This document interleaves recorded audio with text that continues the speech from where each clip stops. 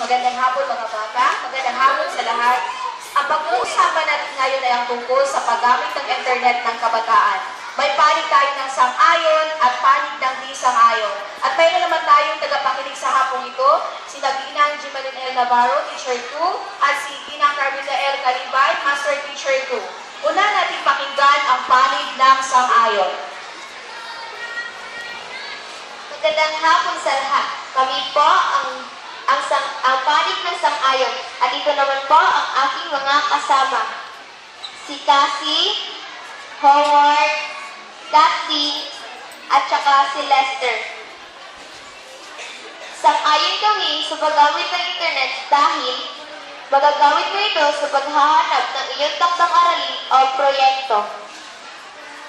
Dahil din sa computer, mapapadali ang ating paghanap ng ating mga impormasyon gamit ang iba't ibang sites gaya ng Google.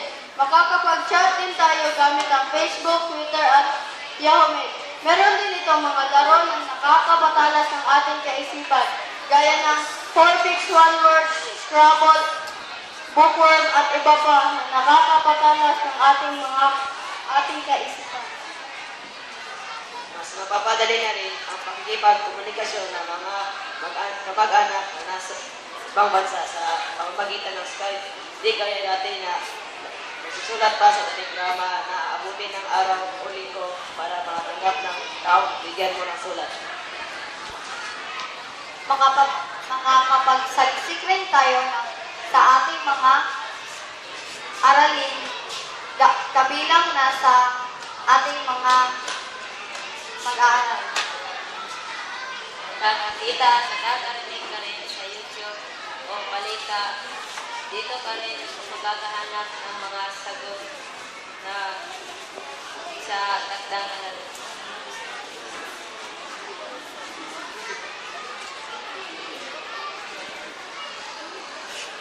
Ngayon naman, pakinggan natin ang panig ng di sang-ayon. Magandang hapon po. Kami po ang panig ng sang-ayon. Ito po ang aking mga kasamahan. Si John Lester, Kent Hart, si Dayan, Rialyn, at si Febby. At ako naman po si Chris Bay. Hindi kami sang-ayon na gamitin ang internet dahil sa halip na magsaliksik ang mga mag-aaral, sa gabi bago matulog, naglalaro sila ng mga online games. Gaya ng Dota, Crossfire at iba pang larong online. Sa halip na magsaliksik sila sa kanilang takdang aralin at gamitin ang kanilang pag-iisip, ay ginagamit nila ang internet. Ang radiation ng computer ay nakakasira sa ating mata at sa ating buong katawan. Bukod din dito, marami rin nai-impluwensya ang mga kabataan sa paggamit ng computer at nagiging aktibo sila sa paggamit dito at hindi na sa pag-aaral. Nawiwili na rin ang mga kabataan sa panonood ng YouTube na kung saan ay may mga masiselang aktibidades. At gumagawa na rin ang mga marka sa mga batang natin ngayon. Mataas na rin ang bayarin ng mga kuryente.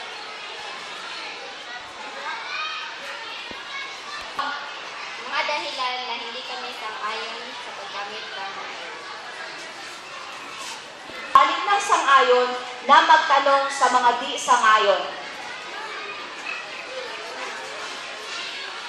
Ito ang aming unang tanong. Bakit nasabi niyo na masama ang paggamit ng internet?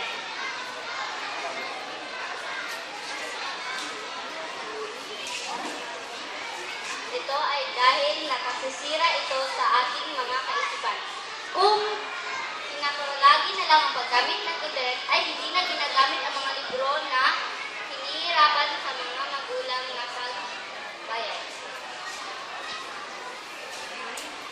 Ang paggamit ng libro kaysa sa internet.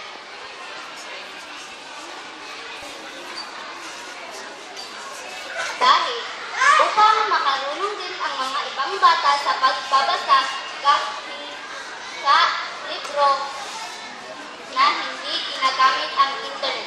Dahil kung sa internet lang palaging bumabasa, ay nakasisira ito sa utak.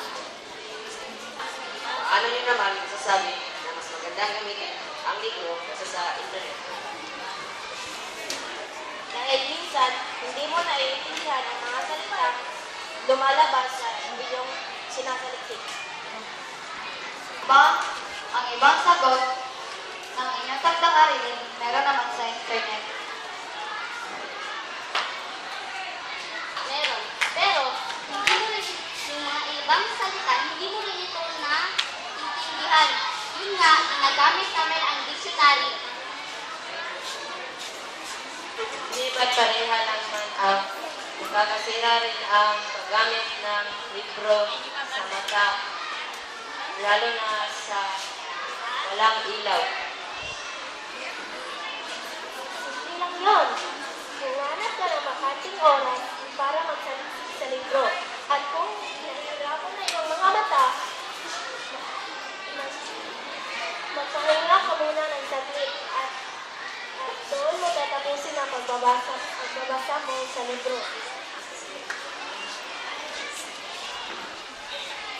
Ng di sang-ayon na magtanong sa mga sang-ayon.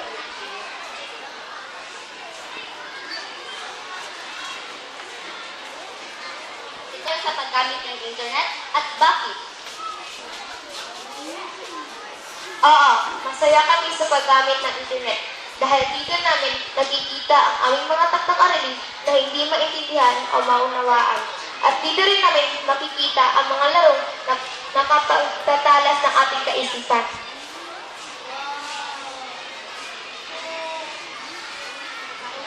Paano kung hindi nyo maiintindihan ang mga salita na lumabas sa mga larong sinabi nyo? Ano ang gagawin nyo?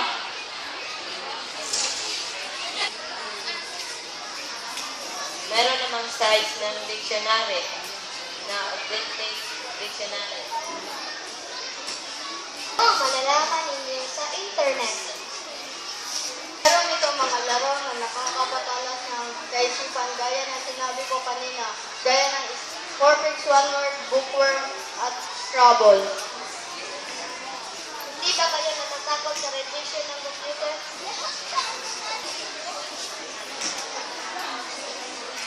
Di ba ang pagbabasa rin ng libro ay nakakasira, lalo na pag walang ilaw?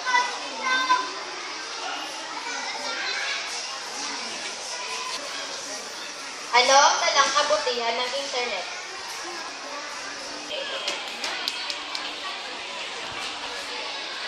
Ulitin mo nga yung sinabi mo. Magagamit ito sa pag-aaral natin. Magagamit ito sa pag-aaral ng mga kabataan dahil paggamit ng online games at sa pagre-research ng mga project. Di ba kayo naawa sa inyong mga magulang na tumataas ang bayani sa internet at nauubos na ang kanilang pera? Una sa lahat, hindi rin kami hindi rin naman malulugi ang aming mga magulang. Kasi, lalo-lalo na pag bumili sila ng libro na mamahalin tulad ng mga private school o kaya sa mga public. Paano kung may naabot na brownout at kayo tapos na kayo nagbayad sa internet? Sa paglipas ng 2 o 3 minuto, dumating na ito. Anong gagawin nyo para mababawi nyo ang inyong pera?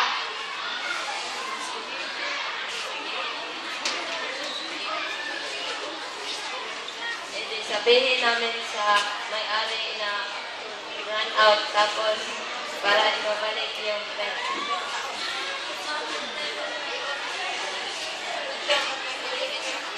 At kapag hindi ito mababalik,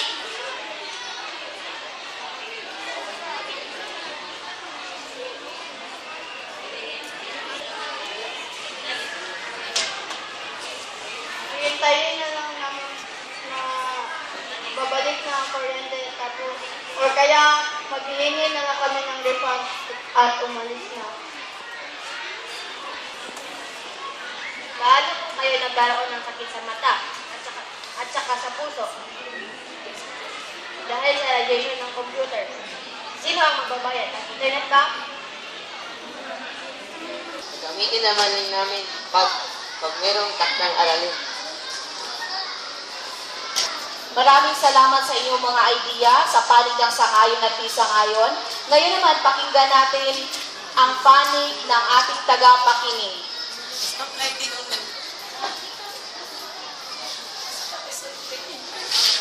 Sa kabuuhan, ang mga bata naman na nakapagpapahayag ng kanilang iba-ibang kuro-kuro tungkol sa kagamitan ng internet. At siguro, ang payo ko sa mga batang ito na gagamitin lamang internet sa tamang panahon. Hindi maglalaro ng online games. Lagi. At saka maghahanap ng mga ano yan? Ano yun sa pinila sa mata? I care. Hindi. Yung naghahanap ng friends doon. Hindi lamang gagamitin yan sa pamagitan ng paghahanap ng mga kaibigan sa Facebook palagi. Use that one, gamitin ninyo yan sa inyong pag-aaral. Magandang hapon sa lahat, lalo na sa ating mga kabataan na nagsusumikap upang makamit nila ang tagumpay sa kanilang pagdidibati sa hapong ito. Okay, nakikita at naririnig natin na mayroon talaga silang ideya na i-share tungkol kung paano gamitin ang internet. At may sang-ayon at mayroon din namang hindi sang-ayon. At ang bawat pangkat ay nagbibigay ng dahilan kung bakit hindi sila sang-ayon at bakit din sila sang-ayon. And for that, congratulations. Maraming salamat mga bata at maraming salamat sa aking dalawang kasamahang guro. Magandang hapon sa lahat.